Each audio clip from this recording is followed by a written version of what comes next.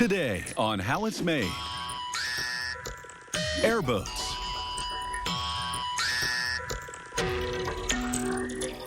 Onions.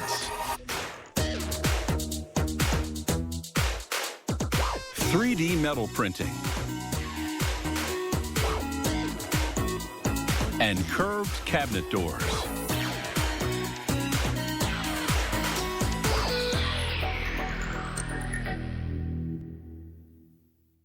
An airboat is a flat-bottom vessel with a huge propeller at the back. All of the boat's mechanics are above the waterline, and just a bit of the hull rests below. This makes the airboat the preferred mode of transport through shallow water, particularly marshes and swamps.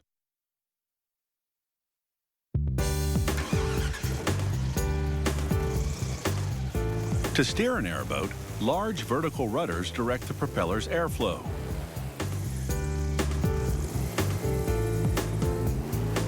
At full speed, an airboat can hit 62 miles per hour.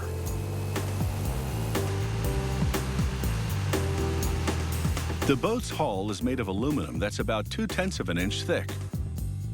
Workers stiffen the hull's bottom plate with aluminum T-bars positioned 7 inches apart.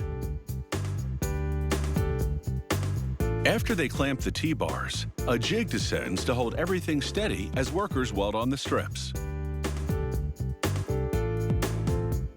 Next, they weld on aluminum sheets to form the sides of the hull. At the front, they push the bottom up for welding, giving the boat a curved bow.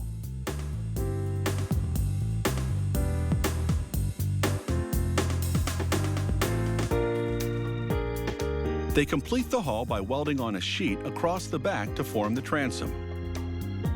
To that, they weld a splash plate that prevents water from coming over the edge into the back of the boat.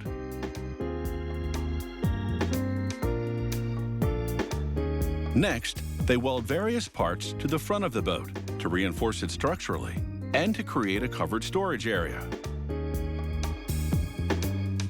Once that's done, they screw a thick sheet of high-resistance polymer to the bottom of the hull.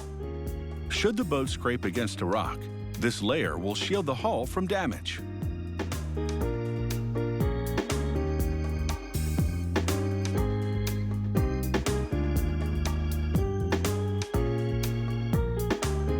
Once that's secured, they paint the inside of the boat with a blend of epoxy and paint.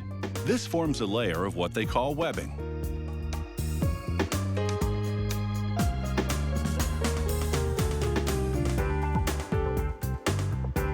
On the outside of the boat, they apply a coat of primer, followed by 2 coats of durable marine paint. Meanwhile, others have constructed and painted the boat's above-water structure out of steel or aluminum tubes. The rigging, as this structure is called, supports the mechanics, 2 fiberglass seats, and the instrument panel.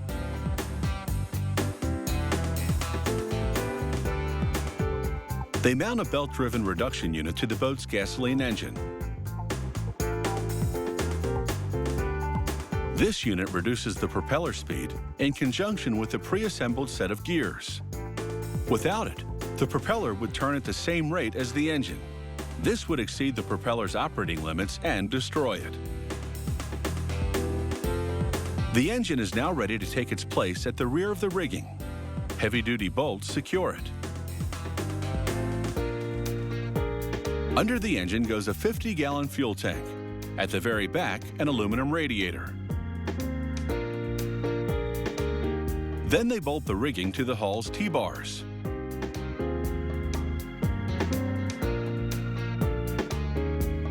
Next comes a floor panel and a 3-passenger bench seat with a storage compartment underneath.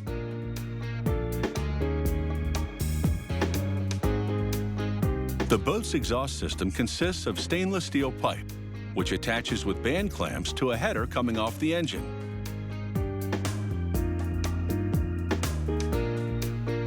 The other end leads to a stainless steel muffler. From that, an exhaust pipe runs out the rear of the boat. Next, they mount the propeller guard, a stainless steel safety cage that surrounds the engine and propeller. The 3 propeller blades are made of carbon fiber.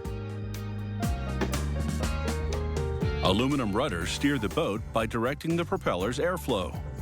Cables or rods connect the rudders to a control stick. Smaller airboats like this one are ideal for hunting and fishing. There are also much larger pleasure models that can carry 18 or more passengers on excursions.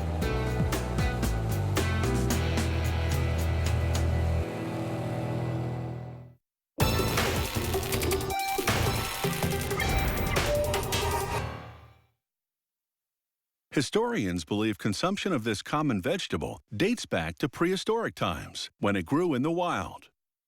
Man eventually learned to cultivate onions, and this strong-tasting plant bulb became a food staple of many ancient civilizations throughout the world.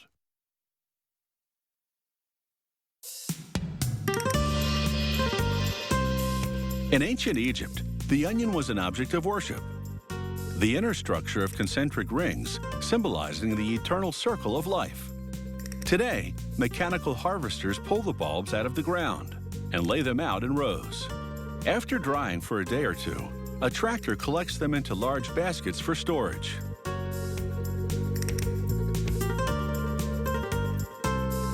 To prevent spoilage, the onions are stored at between 34 and 36 degrees Fahrenheit.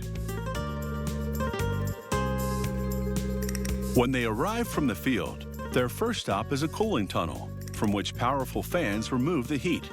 The vegetables take about 5 hours to cool down to the storage temperature. The grower separates the onions according to variety and size, then either bags them for sale whole or sells them to a processing plant.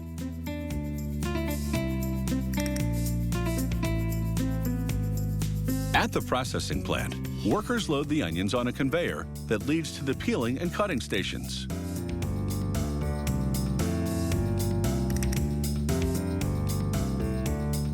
A cutter chops off each bulb's top and tail simultaneously. It also scores the skin to prep it for peeling. The onions then move into a custom-designed peeling machine. It uses a combination of air and water pressure to blow off the skin.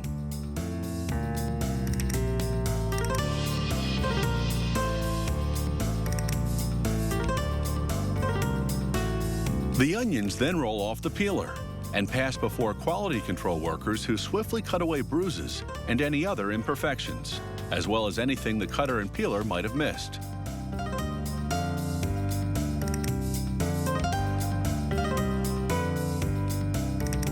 The next machine rinses the onions with cold, ozonated water that kills bacteria. Then the onions pass through a metal detector, just as a precautionary measure. At this point, there's a fork in the processing road. One direction leads to slicing, the other to dicing. On the slicing line, workers load the onions into tubes that feed slicing blades. These blades are adjustable to output slices anywhere from 1.5 to 25 millimeters thick. Workers gather up the complete slices and fill 5-pound plastic trays.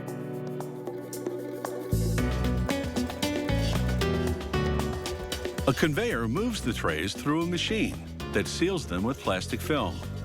The film has micro perforations designed to allow in just the right amount of oxygen to keep the onions fresh. On the dicing line, meanwhile, the onions collide head-on with a rotary blade that chops them to bits ranging from 3 to 25 millimeters in diameter. The diced onions then go for a bath in cold water. Chopping an onion releases juice from its tissue, paving the way for bacteria to grow. This cold water treatment reverses the damage, restoring shelf life. Next, an escalator transports them from a spin dryer to the packaging department. There, an automatic scale portions out the specific weight they're packaging in this production run. When the target weight is reached, a trapdoor swings open, dropping the portion into the waiting package. Restaurants buy their diced onions in jumbo-sized bags. The filling machine automatically forms plastic into a bag. adds a zipper closure, then seals the bag.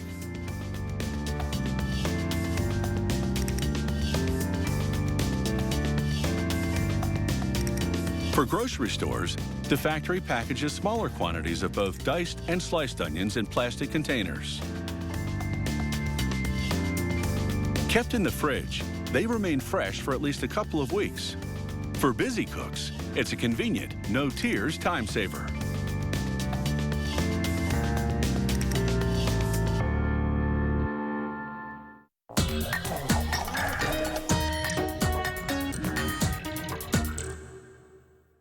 Building complex shapes out of metal typically requires weeks of manufacturing, using tailor-made casts or precise machining techniques. But 3D metal printers are faster and cheaper. They build objects from successive layers of metal powder, which are then fused together at high temperatures.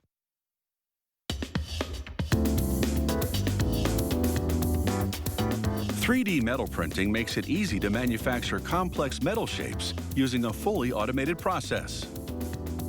Every item starts with a computer model of the object. This is the build box, in which the object will be created. A technician plugs in electric heaters and pours superfine stainless steel powder into the box. The heat will keep the metal powder from clumping. He pushes the box into the machine, then fills a feed box with more stainless steel powder, which will be needed later in the process. The machine spreads the first layer of stainless steel powder in the build box.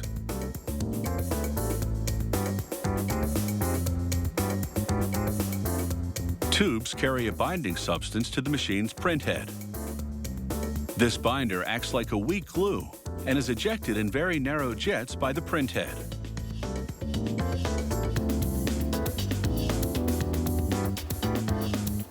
As the print head moves back and forth over the stainless steel powder bed, it deposits binder at the exact location specified by the computer.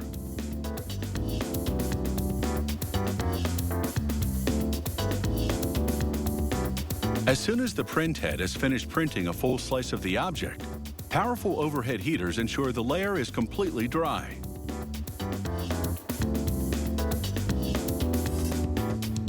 A roller applies a new layer of powder a fraction of a millimeter thick. Then the print head adds a new layer of binder. This builds the object from the bottom up. The printing process takes several hours.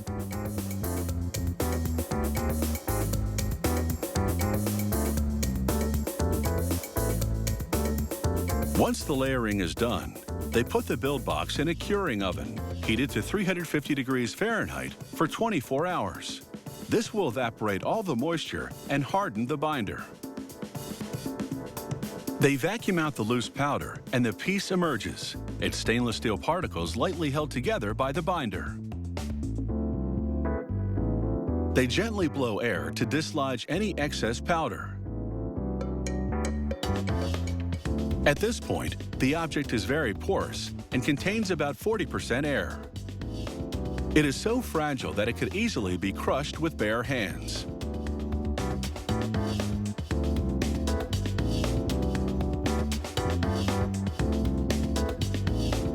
Using more stainless steel powder, they prepare another box in which the piece will be infused with bronze. They're making a support structure on which to rest the pieces during the next phase of the process.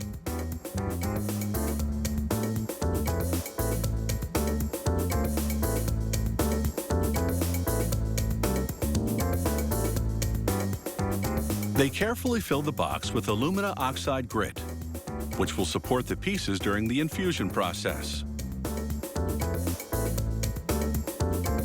This dam prevents the grit from leaking out. Now they pour in bronze powder. The piece is then heated in a furnace at more than 2,000 degrees Fahrenheit for 24 hours. This melts the bronze, which then gets sucked up into the piece like water by a sponge.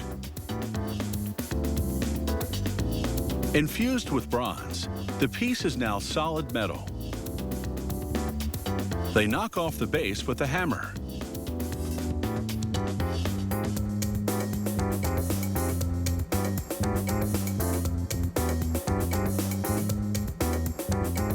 It's taken just a few days to build this intricately designed piece of hardware. It can now be polished, gold-plated, or painted to match any decor. Whether they build sophisticated door handles or fancy sculptures, 3D metal printers work faster than conventional methods at just a fraction of the cost.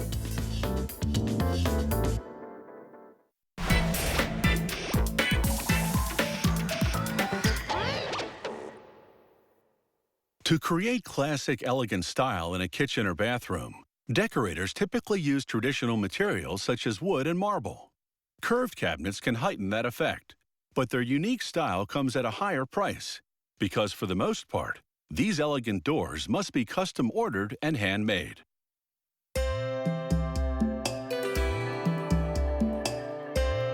Most cabinet doors produced by this factory are custom made.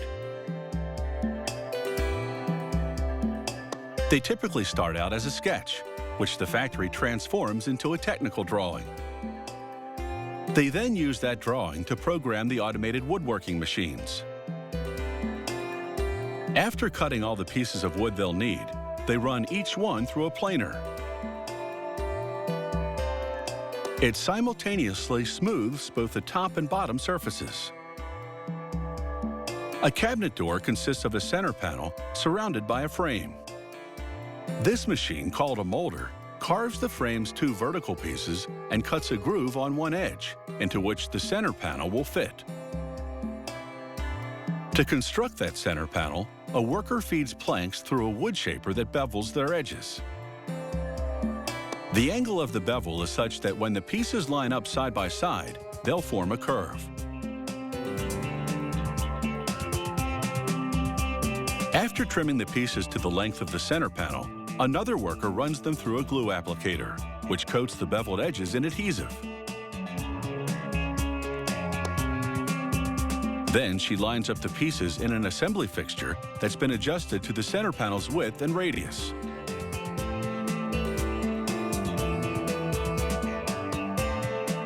Once everything's positioned, she applies clamps, which force the pieces tightly together.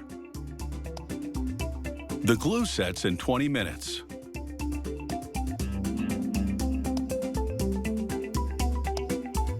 Once the glue cures to full strength, the piece goes onto a computer-guided router. It rounds both sides of the panel for a smooth, seamless look.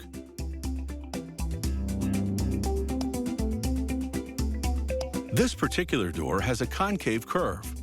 Others can have a convex curve or a crossbow curve, which is S-shaped.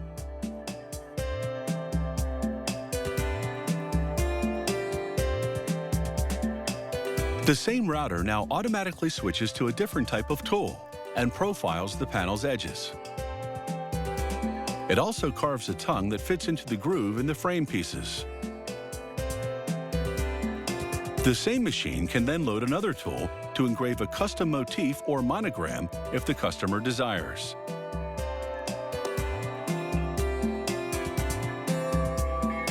Next, a computer-guided sander smooths out the panel, preparing the wood for stain or paint later on.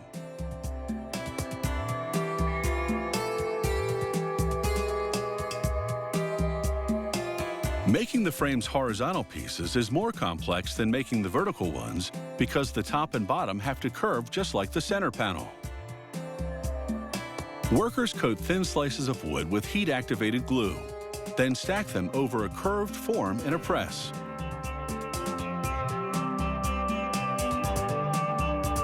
The press squeezes the slices tightly together.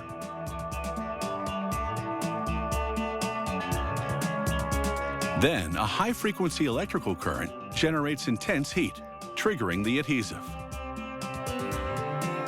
The bonded slices exit the press, looking like a solid, curved piece of wood. Once the glue has set, a computer-guided router carves it to the same decorative style as the vertical pieces. It also miters the corners, so the horizontal and vertical frame pieces will fit together seamlessly. All that's left to do is glue the frame to the panel. The tongue running along the panel's perimeter fits neatly into the groove of each frame piece.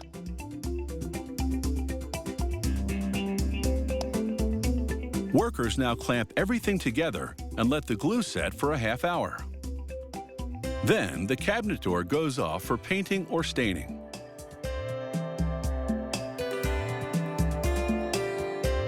This factory produces curved cabinets in 10 different types of wood and dozens of colors and finishes, opening the door to endless design possibilities.